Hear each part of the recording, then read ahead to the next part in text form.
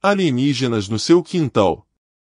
A chamada de emergência alienígena 911 de Las Vegas não é considerada uma fraude, afirmam as fontes. Então, o que realmente aconteceu? No título de notícias do R8, foi relatado um avistamento de uma luz no céu que se tornou uma sensação mundial. Uma família local afirmou ter visto alienígenas em seu quintal e a polícia investigou o incidente. O debate sobre a legitimidade do suposto acidente de OVNI gerou controvérsias. As evidências indicaram que o avistamento inicial era, na verdade, um meteoro, confirmado por especialistas da Sociedade Meteorológica Americana. A polícia local também testemunhou o evento. Após o avistamento, a família assustada chamou a polícia e alegou ter seres alienígenas de 3 metros em seu quintal. A polícia investigou o local e encontrou uma marca circular no solo, que foi associada ao suposto pouso de um objeto desconhecido. A família também mencionou veículos suspeitos e indivíduos estranhos perto de sua casa. Um policial aposentado admitiu ter vigiado a residência em busca de qualquer atividade suspeita. Além disso, foi confirmado que a polícia instalou câmeras de vigilância especiais na casa. Um vídeo de uma câmera de segurança com um som estranho foi erroneamente relacionado ao incidente, mas, na verdade, era de um evento anterior. A família não quis conceder entrevista, mas manteve suas alegações de ter visto alienígenas. O caso gerou intensos debates nas redes sociais, e embora a polícia não acredite que tenha sido uma farsa, ainda não há uma conclusão definitiva. O artigo também menciona um denunciante chamado David Grush, que revelou informações explosivas sobre a engenharia reversa de discos voadores. O denunciante tem credenciais respeitáveis, incluindo uma carreira na Força Aérea e trabalhando em agências de segurança. A história do avistamento de alienígenas no quintal se tornou um fenômeno mundial e continua a atrair atenção e especulações. Relatos 1 e 2. 7 histórias de terror da vida real que provavelmente arruinarão seu dia. No verão de 2014, um conto arrepiante emergiu das profundezas do subreddit no Sleep. Um usuário chamado Nathan compartilhou uma história assustadora de receber mensagens de sua namorada falecida, Emily, no Facebook. Emily tragicamente perdeu a vida em um acidente de carro em agosto de 2012, mas um ano depois, Nathan começou a receber mensagens de sua conta. A princípio, ele pensou que era uma brincadeira cruel, talvez um amigo que havia invadido a conta. Mas à medida que as mensagens continuavam, elas começaram a incluir trechos de suas conversas passadas, e ainda mais perturbadoramente, Emily começou a se marcar em fotos, sempre em lugares onde ela poderia estar. Apesar de mudar senhas e implementar a autenticação de 2 fatores, as mensagens persistiram, tornando-se mais ameaçadoras. A conta de Emily foi acessada de locais familiares, como a casa de Nathan e a casa da mãe de Emily. A situação tomou um rumo mais sombrio quando Emily usou uma palavra que não fazia parte de suas conversas anteriores. Nathan finalmente memorializou a página de Emily, efetivamente encerrando-a, mas não antes de receber uma última mensagem arrepiante, uma foto tirada de trás de uma porta semi-aberta, mostrando-o em seu computador, supostamente tirada quando ele estava sozinho. Em outra história assustadora dos anais da história, em 26 de outubro de 1965, a polícia de Indianápolis recebeu uma ligação angustiante sobre uma menina falecida. A vítima era Sylvia Marie Likens, uma menina de 16 anos deixada aos cuidados da família Baniszewski por seus pais, trabalhadores de um carnaval. O corpo de Sylvia foi encontrado em uma casa dilapidada, coberto com mais de 100 feridas de cigarros e fósforos, e com o número 3 marcado em seu peito. O detalhe mais horrível era uma mensagem cruel queimada em seu estômago: "Sou uma prostituta e tenho orgulho disso." A família Baniszewski, junto com crianças do bairro, submeteu Sylvia a um tormento inimaginável. Encorajados pela matriarca Baniszewski, eles infligiram tortura física e psicológica em Sylvia, incluindo queimá-la com cigarros, espancá-la, forçá-la a comer fezes e outros atos indescritíveis. Essas duas histórias servem como lembretes arrepiantes da escuridão que pode se esconder nos lugares mais inesperados. Relatos 3 e 4. Em 2 de fevereiro de 1959, 9 esquiadores foram encontrados mortos na encosta leste da montanha Kolassiako, na Rússia, um lugar sinistramente chamado de Montanha da Morte pelo povo indígena Mansi. A cena do incidente sugeria que os esquiadores haviam rasgado suas tendas de dentro para fora e fugido para a selva apenas de meias ou pés descalços. Um dos esquiadores tinha graves danos no crânio, enquanto outros apresentavam múltiplas fraturas no peito. No entanto, nenhum dos corpos mostrava sinais de luta. A situação se torna ainda mais estranha. Seus corpos estavam manchados de laranja, com graves ferimentos internos, comparados por um médico que estudou o caso à força de um acidente de carro. Uma das esquiadoras foi encontrada com a cabeça inclinada para trás, a boca aberta como se estivesse emitindo um grito silencioso. Ao examinar mais de perto, os socorristas perceberam que sua língua havia sido arrancada pela raiz e que também lhe faltavam os olhos. Como você pode imaginar, ao longo dos anos, várias teorias foram propostas para explicar as mortes, mas o veredito final foi que os esquiadores morreram de uma força natural irresistível. Nunca algo tão ambíguo foi tão aterrorizante. Há sempre aquele momento de pavor quando você coloca um pé para fora das cobertas, imaginando um destino ao estilo de Atividade Paranormal, sendo arrastado escada abaixo. Desde tenra idade, temos um medo instintivo do que está debaixo da cama, mesmo que nunca tenha havido nada lá. Um caso particularmente perturbador ocorreu em 2003, quando um hóspede notou um cheiro fétido em seu quarto no Capri Motel, em Kansas City, e reclamou à equipe. Após 3 noites de janelas abertas, e sem dúvida, litros de desodorizante, o mau cheiro não desapareceu, fazendo com que o pobre hóspede vomitasse no quarto. Quando a equipe de limpeza começou a mover os móveis para limpar o vômito, encontraram o cadáver em decomposição de um homem vestindo apenas um véu de freira e meias arrastão. Para repetir, ele dormiu naquela cama por 3 noites. Relatos 5 e 6. Em 25 de janeiro de 2014, o Indianapolis Star publicou um extenso relatório sobre uma família aterrorizada por 3 crianças supostamente possuídas por demônios. O relato de LaToya Min e sua família conta histórias perturbadoras de crianças escalando paredes, sendo arremessadas pelos cômodos e ameaçando médicos com vozes profundas e sobrenaturais.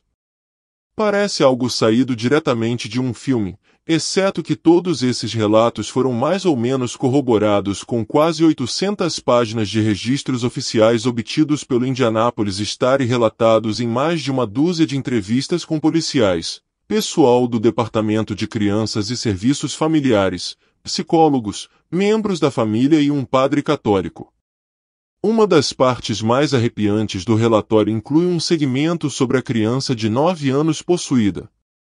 De acordo com o relatório original do Departamento de Crianças e Serviços Familiares, a criança de 9 anos tinha um sorriso estranho e andava de costas pela parede até o teto.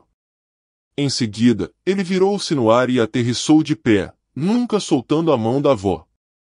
Em 12 de setembro de 2008, 2 trens colidiram no distrito de Chatsworth, em Los Angeles, matando 25 pessoas no acidente. Um dos passageiros a bordo era Charles E. Peck, que estava viajando de Salt Lake City para uma entrevista de emprego em Los Angeles. Suas esperanças estavam altas, pois sua noiva, Andrea Katz, morava na Califórnia, e ele planejava se casar com ela se conseguisse o emprego. Durante as próximas 11 horas, o telefone celular de Peck fez várias chamadas para sua noiva, filho, irmão, madrasta e irmã. No total, seus entes queridos receberam um total de 35 chamadas. No entanto, sempre que atendiam, só ouviam estática. Quando ligavam de volta, as chamadas iam direto para a caixa postal. A família só podia ser otimista e assumir que Charles estava vivo nos destroços e pedindo ajuda. Quando a equipe de busca finalmente rastreou o sinal do telefone de Peck e descobriu seu corpo em um dos vagões de passageiros, onde ocorreram a maioria das lesões e mortes, relataram que Charles havia morrido no impacto e que ele não poderia ter feito as chamadas. O que é ainda mais estranho é que nunca encontraram o telefone celular. Na noite de 31 de março de 1922, os 6 moradores de Interkaifeck, uma pequena propriedade agrícola na Alemanha, foram assassinados com um machado. As vítimas eram Andreas e Casilia Gruber, sua filha viúva Vitória, seus filhos Azealia e Josef, e a empregada Maria Baumgartner. A empregada anterior dos Gruber havia deixado a família 6 meses antes, alegando que a casa estava assombrada, e dias antes do assassinato, Andreas contou aos vizinhos que havia descoberto pegadas estranhas na neve, que iam da floresta até a casa, mas não voltavam. Ele também ouviu passos no sótão e um jogo de chaves desapareceu. Com base na cena do crime encontrada dias depois dos assassinatos, os investigadores acreditavam que a família foi levada, um por um, para o celeiro para serem mortos, antes que o assassino matasse a empregada e o jovem Joseph dentro da casa. Acredita-se que o perpetrador tenha permanecido na fazenda por vários dias, pois alguém alimentou o gado e comeu comida na cozinha. Os vizinhos também viram fumaça saindo da chaminé durante o fim de semana. Assustadoramente, o assassino nunca foi encontrado. Jacques Froy morreu de arritmia cardíaca em junho de 2011, aos 32 anos, uma história trágica, porém nada incomum até então. Em novembro do mesmo ano, os amigos de Jack receberam um e-mail de sua conta, assinado com seu nome. Seus amigos e familiares afirmam que ninguém sabia suas senhas. Um dos e-mails pedia a um amigo para limpar seu sótão, relacionando-se a uma conversa privada que tiveram pouco antes de sua morte.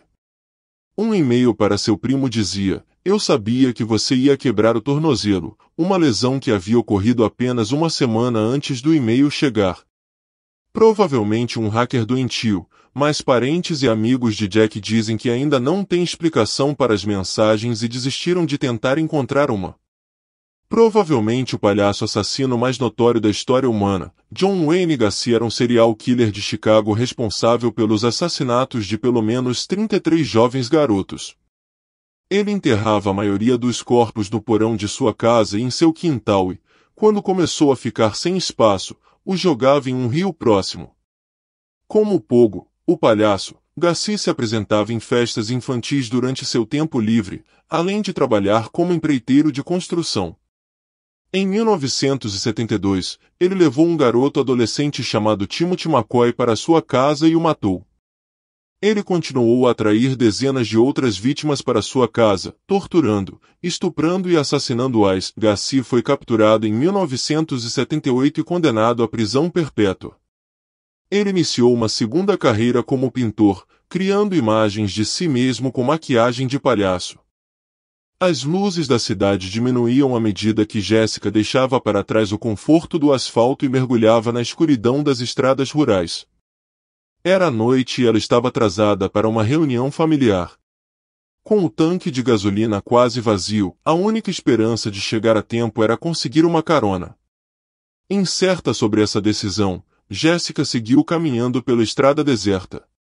Passaram-se vários minutos de caminhada solitária até que os faróis de um carro se aproximaram rapidamente por trás dela. O veículo diminuiu a velocidade e uma voz amigável ecoou pela janela aberta: "Precisa de uma carona, jovem?" Aliviada, Jessica aceitou a oferta e entrou no carro. O motorista era um homem de meia idade, com uma expressão gentil no rosto. Ele explicou que também estava indo na mesma direção e que ficaria feliz em ajudá-la. Jessica agradeceu, acomodando-se no banco do passageiro. No início, a conversa fluiu naturalmente entre eles, mas à medida que avançavam pela escuridão, um silêncio desconfortável começou a se instalar. Jessica notou que o motorista olhava para ela de vez em quando, seu sorriso se transformando em um olhar intenso. O coração de Jessica começou a bater mais rápido. Ela olhou ao redor e percebeu que estavam longe de qualquer sinal de civilização. A tensão aumentou quando o motorista começou a fazer perguntas pessoais demais, revelando um conhecimento surpreendente sobre a vida de Jéssica.